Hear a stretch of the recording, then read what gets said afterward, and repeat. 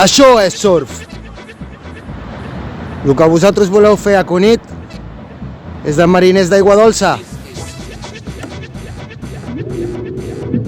El proper diumenge 7 de desembre tothom a Cunit a protestar contra la piscina d'onades de Cal Pla.